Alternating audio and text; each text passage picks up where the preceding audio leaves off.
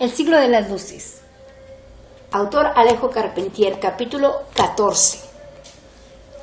Estos franchutes me tienen harto, gritó el español, dejándose caer en el camastro de Esteban. Más que harto, vayan todos al carajo. Se cerró el rostro con las manos, permaneciendo en silencio durante largo rato. El joven le tendió un cuenco de vino, que el otro apuró de un tirón pidiendo más. Luego empezó a andar de pared a pared, hablando atropelladamente de lo que había encendido su cólera. Acababa de ser privado de su mando militar, destituido por un cualquier comisario venido de París, despachado con poderes ilimitados para reorganizar las tropas en este sector. Su desgracia era efecto de una corriente anti-extranjera, desatada en París, y que ya alcanzaba esa frontera. Después de desacreditar a los masones, se están ensañando con los mejores amigos de la revolución. Se decía que el abate Marchena, oculto y perseguido, podía ser guillotinado de un momento a otro. Un hombre que tanto hizo por la libertad. Ahora los franceses se habían adueñado del comité de Bayona, eliminando a los españoles. Este por moderado, aquel por haber sido masón, el otro por sospechoso. Ándese con cuidado, amigo, que usted también es extranjero. De unos meses para acá, ser extranjero en Francia es un delito. Y proseguía Martínez de Ballesteros su descompasado monólogo. Mientras en París se entretenían disfrazando putas de diosa razón, perdían acá, por su incapacidad, por sus envidias, la gran oportunidad de llevar la revolución a España. Ahora que esperen sentados. Además, malditas las ganas que tienen ya de hacer una revolución universal. No piensen sino en la Revolución Francesa. Y los otros, que se pudran, todo aquí se está volviendo un contrasentido. Nos hacen traducir al español una declaración de los derechos del hombre, de cuyos 17 principios violan 12 cada día.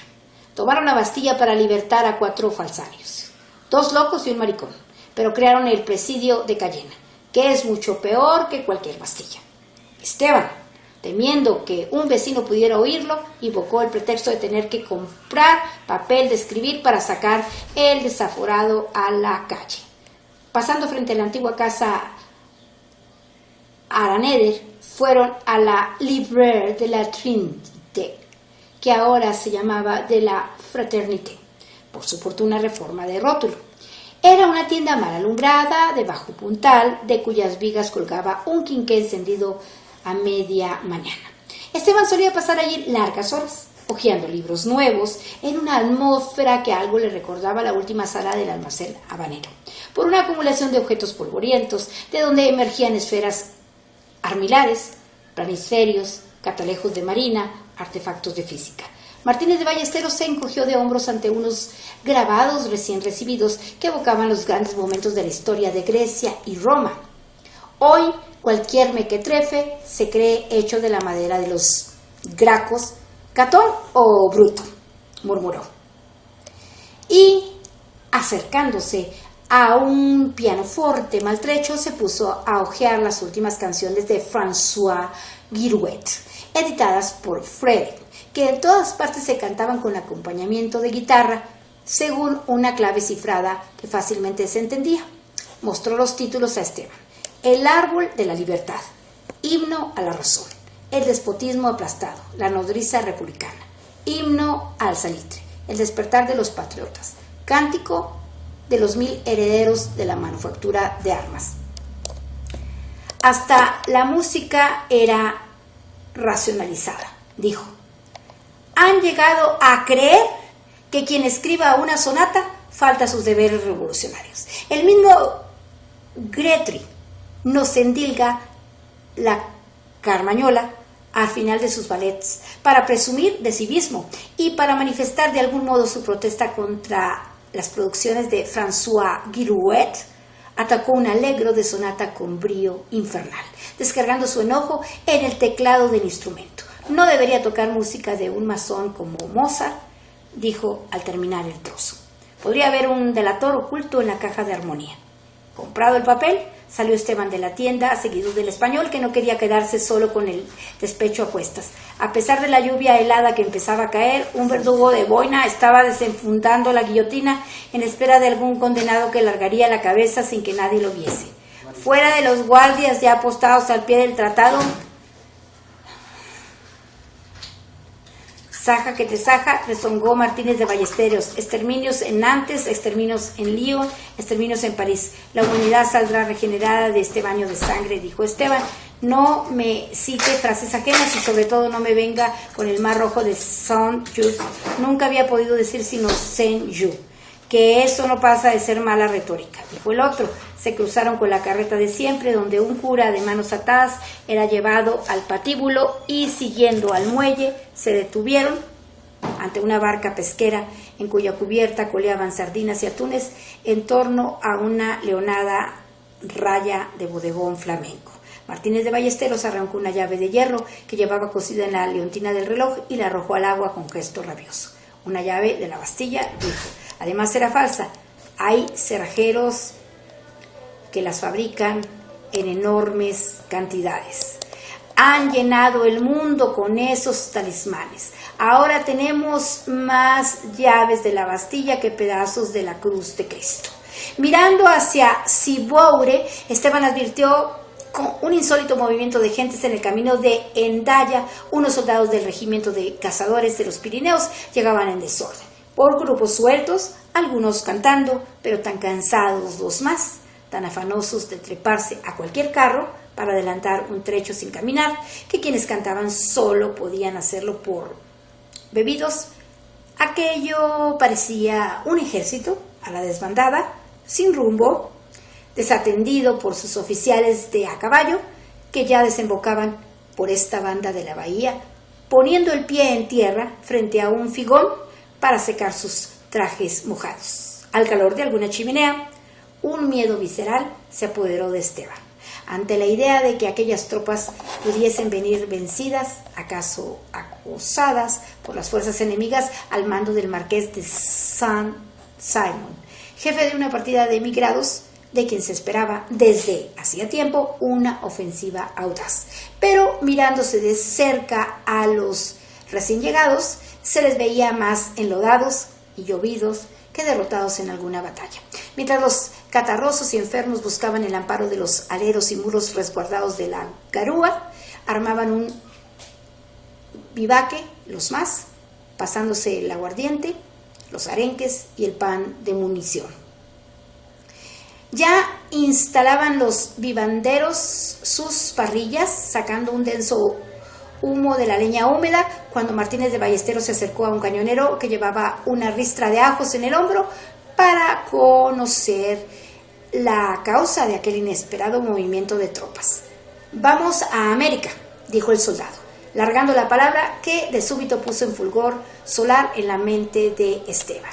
Tembloroso, desasosegado, con la casi irritada expectación de quien se ve excluido de una fiesta dada en sus propios dominios, entró el joven con el coronel destituido a la taberna donde los oficiales descansaban. Pronto se supo que aquel regimiento se destinaba a las Antillas y llegarían otros más para sumarse a una armada que se estaba formando en Roquefort. Serían trasladados a bordo de pequeños transportes en viajes sucesivos, pues era necesario navegar prudentemente a escasa distancia de las costas a causa del bloqueo inglés. 2 comisarios de la convención saldrían en las naves, Cheretier y un tal Victor Hooks, que según decían era un antiguo marino muy conocedor de los mares del Caribe, donde se movía en estos momentos una poderosa escuadra británica. Esteban salió a la plaza tan temeroso de perder aquella oportunidad de huir de donde se sentía amenazado, sabiendo además que estaba cumpliendo una labor cuya inutilidad no tardaría en ser advertida por quienes aún la pagaban, que se dejó caer en un escalón de piedra sin reparar en el viento helado que le entesaba las mejillas. «Ya que usted es amigo de Hooks, haga cuanto pueda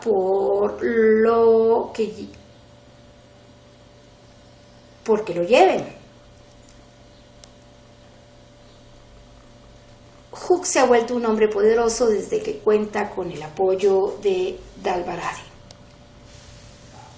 a quien conocimos todos cuando era corsario en Biarritz.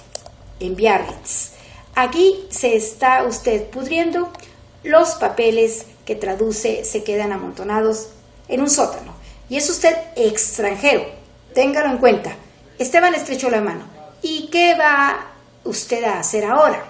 El otro respondió con un gesto resignado. A pesar de todo, seguiré en lo mismo.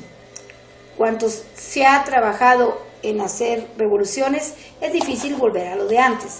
Después de escribir una larga carta a Victor Hux, carta que volvió a copiar para dirigirla de una vez al Ministerio de Marina, el Tribunal Revolucionario de Roquefort y a un antiguo hermano masón a quien encarecía que diese con el destinatario donde quiera que se hallara, Esteban esperó el resultado de sus ruegos. En letra clara se había pintado a sí mismo como una víctima de la indiferencia administrativa, de la desunión de los republicanos españoles, atribuyendo el escaso relumbre de su trabajo a la mediocridad de los hombres que aquí se habían sucedido en el mando. Se quejaba del clima, insinuando que acaso lo devolvería a su enfermedad de otros tiempos. Tañendo la cuerda amistosa, invocaba el recuerdo de Sofía y de la casa lejana donde todos habían vivido como hermanos. Terminaba con una pormenorizada enumeración de sus habilidades para servir a la causa de la revolución en América. Tú sabes, además, concluía, que la condición de extranjero no es muy envidiable en estos días. Pensando en quienes pudieran interceptar su carta, añadió: algunos españoles de Bayona incurrieron, según parece, en deplorables errores contrarrevolucionarios. Esto ha impuesto una depuración necesaria en la que desgraciadamente pueden pagar justos por pecadores. Y luego fue una ansiosa espera de varias semanas, durante las cuales un miedo constante lo tuvo esquivando a Martínez de Ballesteros y cuantos podían comentar peligrosamente un acontecimiento reciente en presencia de terceras personas. Afirmaban algunos que el abate Marchena, cuyo paradero se ignoraba, había sido guillotinado. Un gran miedo empezaba a desazonar las noches de esta costa.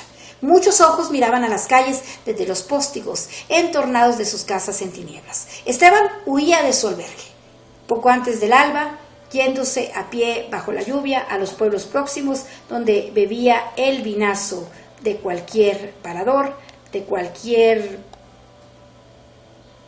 pobre mercería, de las que venden botones a la docena, alfileres al menudeo, un cencerro, un retazo, alguna confitura en caja de virutas. Para dominar su angustia, regresaba después del crepúsculo con la aprehensión de haber recibido la visita de un desconocido o de verse convocado al castillo viejo de Bayona, transformado en cuartel y comisariado para responder de algún misterioso asunto que le concernía. Estaba tan hastiado de esta tierra hermética y silenciosa, ahora colmada de peligros, que hallaba feo cuanto podía ser tenido aquí por hermoso: los nogales y las encinas, las casas infanzonas, el vuelo del Milano, los cementerios llenos de cruces extrañas, portadoras de signos solares. Cuando vio entrar el guardia que le traía un pliego, sus dedos temblorosos no acertaron a abrir el sobre. Tuvo que romper el lacre con los dientes, que al menos respondían a su voluntad. La letra le era bien conocida. Victor Hux, dándole instrucciones precisas, lo instaba a venir inmediatamente a Roquefort,